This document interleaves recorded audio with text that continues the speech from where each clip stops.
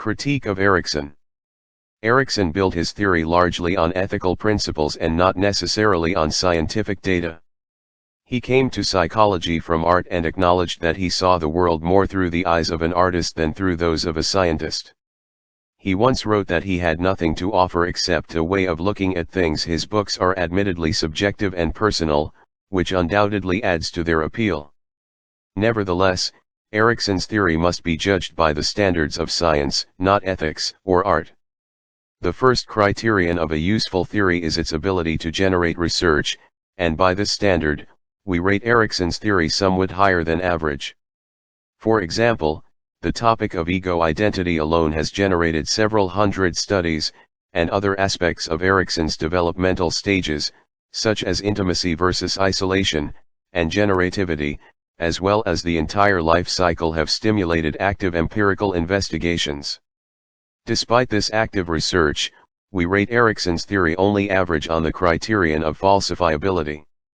Many findings from this body of research can be explained by theories other than Erikson's developmental stages theory. In its ability to organize knowledge, Erikson's theory is limited mostly to developmental stages.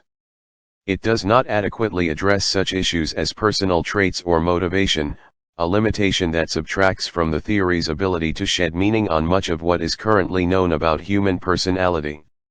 The 8 stages of development remain an eloquent statement of what the life cycle should be, and research findings in these areas usually can be fit into an Eriksonian framework. However, the theory lacks sufficient scope to be rated high on this criterion. As a guide to action, Erikson's theory provides many general guidelines, but offers little specific advice. Compared to other theories discussed in this book, it ranks near the top in suggesting approaches to dealing with middle-aged and older adults. Erikson's views on aging have been helpful to people in the field of gerontology, and his ideas on ego identity are nearly always cited in adolescent psychology textbooks. In addition, his concepts of intimacy versus isolation and generativity versus stagnation have much to offer to marriage counselors and others concerned with intimate relationships among young adults. We rate Erikson's theory high on internal consistency, mostly because the terms used to label the different psychosocial crises, basic strengths, and core pathologies are very carefully chosen. English was not Erikson's first language, and his extensive use of a dictionary while writing increased the precision of his terminology. Yet concepts like hope, will, purpose, love, care, and so on are not operationally defined. They have little scientific usefulness, although they rank high in both literary and emotional value. On the other hand, Erikson's epigenetic principle and the eloquence of his description of the 8 stages of development mark his theory with conspicuous internal consistency. On the criterion of simplicity, or parsimony, we give the theory a moderate rating. The precision of its terms is a strength, but the descriptions of psychosexual stages and psychosocial crises, especially in the later stages, are not always clearly differentiated. In addition, Erikson used different terms and even different concepts to fill out the 64 boxes that are mostly vacant in figure. Such inconsistency subtracts from the theory's simplicity. Concept of humanity. In contrast to Freud, who believed that anatomy was destiny, Erikson suggested that other factors might be responsible for differences between women and men.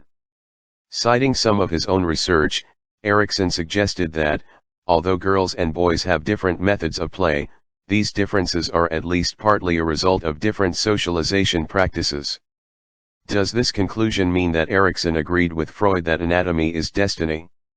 Erikson's answer was yes, anatomy is destiny, but he quickly qualified that dictum to read, anatomy, history, and personality are our combined destiny. In other words, anatomy alone does not determine destiny, but it combines with past events, including social and various personality dimensions such as temperament and intelligence, to determine who a person will become. How does Erikson's theory conceptualize humanity in terms of the 6 dimensions we introduced in Chapter I? First, is the life cycle determined by external forces, or do people have some choice in molding their personalities and shaping their lives? Erikson was not as deterministic as Freud, but neither did he believe strongly in free choice. His position was somewhere in the middle. Although personality is molded in part by culture and history, people retain some limited control over their destiny. People can search for their own identities and are not completely constrained by culture and history. Individuals, in fact, can change history and alter their environment. The two subjects of Erikson's most extensive psychohistories, Martin Luther and Mahatma Gandhi, each had a profound effect on world history and on his own immediate surroundings. Similarly, each of us has the power to determine his or her own life cycles, even though our global impact may be on a lesser scale. On the dimension of pessimism versus optimism, Erikson tended to be somewhat optimistic. Even though core pathologies may predominate early stages of development, humans are not inevitably doomed to continue a pathological existence in later stages. Although weaknesses in early life make it more difficult to acquire basic strengths later on, people remain capable of changing at any stage of life. Each psychosocial conflict consists of a syntonic and a dystonic quality. Each crisis can be resolved in favor of the syntonic, or harmonious element, regardless of past resolutions. Erikson did not specifically address the issue of causality versus teleology, but his view of humanity suggests that people are influenced more by biological and social forces than by their view of the future. People are a product of a particular historical moment and a specific social setting. Although we can set goals and actively strive to achieve these goals, we cannot completely escape the powerful causal forces of anatomy, history, and culture. For this reason, we rate Erikson high on causality. On the fourth dimension, conscious versus unconscious determinants, Erikson's position is mixed. Prior to adolescence, personality is largely shaped by unconscious motivation. Psychosexual and psychosocial conflicts during the first 4 developmental stages occur before children have firmly established their identity. We seldom are clearly aware of these crises and the ways in which they mold our personalities. From adolescence forward, however, people ordinarily are aware of their actions and most of the reasons underlying those actions. Erikson's theory, of course, is more social than biological, although it does not overlook anatomy and other physiological factors in personality development. Each psychosexual mode has a clear biological component. However, as people advance through the 8 stages, social influences become increasingly more powerful. Also, the radius of social relations expands from the single maternal person to a global identification with all humanity. The 6th dimension for a concept of humanity is uniqueness versus similarities. Erikson tended to place more emphasis on individual differences than on universal characteristics.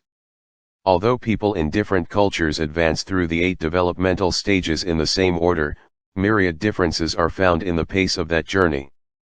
Each person resolves psychosocial crises in a unique manner, and each uses the basic strengths in a way that is peculiarly theirs.